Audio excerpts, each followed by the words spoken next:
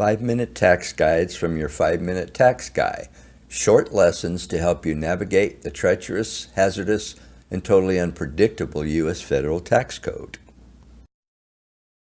Filing status. When getting ready to file a tax return, one of the first things you have to determine is what will be your filing status. Here are the 5 filing statuses: single, married filing joint, married filing separate, head of household, and qualifying widow with dependent child. In general, your filing status depends on whether you're considered married or unmarried. Unmarried persons, you are considered unmarried for the whole year if, on the last day of your tax year, you are either unmarried or legally separated from your spouse under a divorce or separate maintenance decree. State law governs whether you are married or legally separated under a divorce or separate maintenance decree. Single. Your filing status is single if you're considered unmarried and you don't qualify for another filing status. You may be single and still qualify for the head of household filing status, which is generally more beneficial, so be sure to check this out.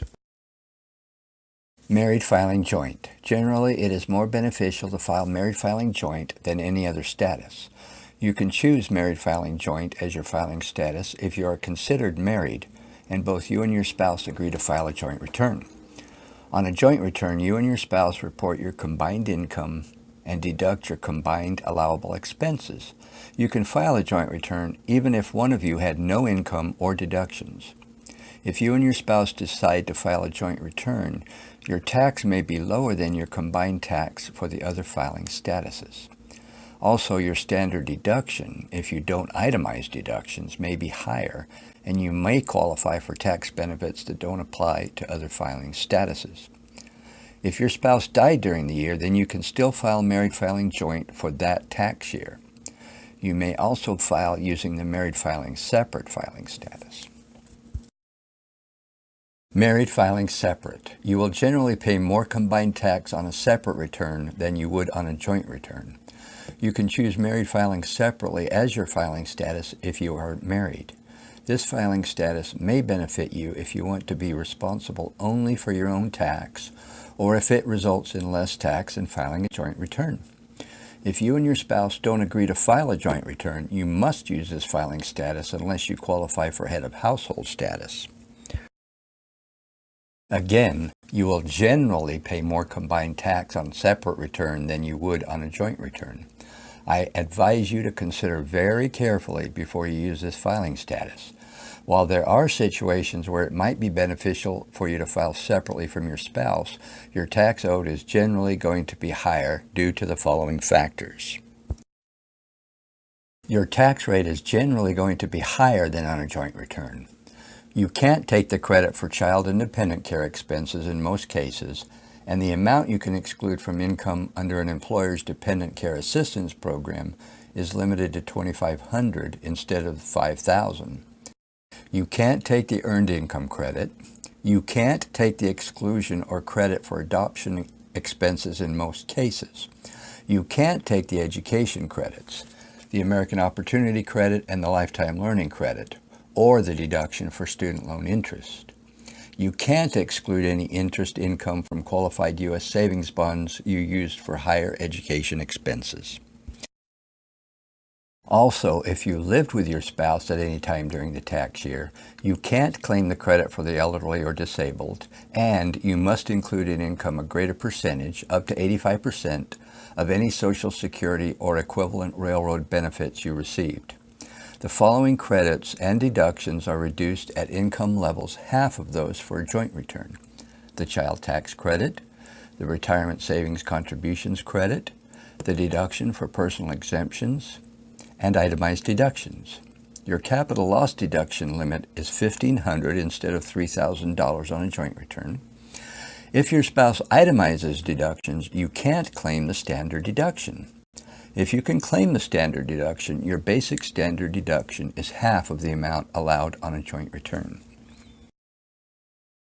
If you are not married or you're living apart from your spouse, you may be able to claim the head of household status, which is almost always better than filing single or married filing separate.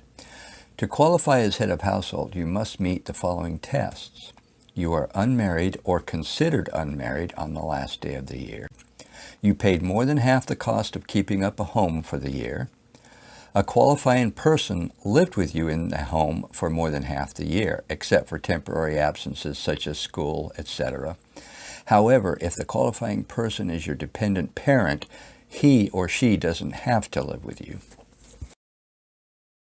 Now you're asking yourself, so what is this considered unmarried thing of which you speak?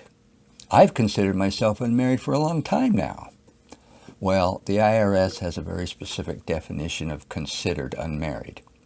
You are considered unmarried on the last day of the tax year if you meet all of the following tests. You file a separate return. A separate return includes a return claiming married filing separate, single, or head of household filing status. You paid more than half the cost of keeping up your home for the tax year. Your spouse didn't live in the same house as you during any part of the last 6 months of the year. And your home was the main home of your child, stepchild, or foster child for more than half the year. Qualifying widow with dependent child. If your spouse died in the current tax year, you can use married filing jointly as your filing status for that tax year if you otherwise qualify to use that status. The year of death is the last year for which you can file jointly with your deceased spouse. You may be able to use qualifying widow as your filing status for 2 years following the year your spouse died. For example, if your spouse died in 2017 and you haven't remarried, you may be able to use this filing status for 2018 and 2019. This filing status entitles you to use joint return tax rates and the highest standard deduction amount if you don't itemize deductions. It does not entitle you to file a joint return. Eligibility rules. To qualify to use the qualifying widow as your filing status, you must meet all of the following tests. You are entitled to file a joint return with your spouse for the year your spouse died. It doesn't matter whether you actually filed a joint return. Your spouse died in one of the 2 previous tax years and you didn't remarry before the end of the current tax year. You have a child or stepchild, not a foster child, whom you can claim as a dependent. That's it for filing status. Pretty simple, right? So simple that even a caveman can do it. For more great 5-minute tax guides, check out the other videos in my 5-minute tax guide video series. See the list in the description below this video.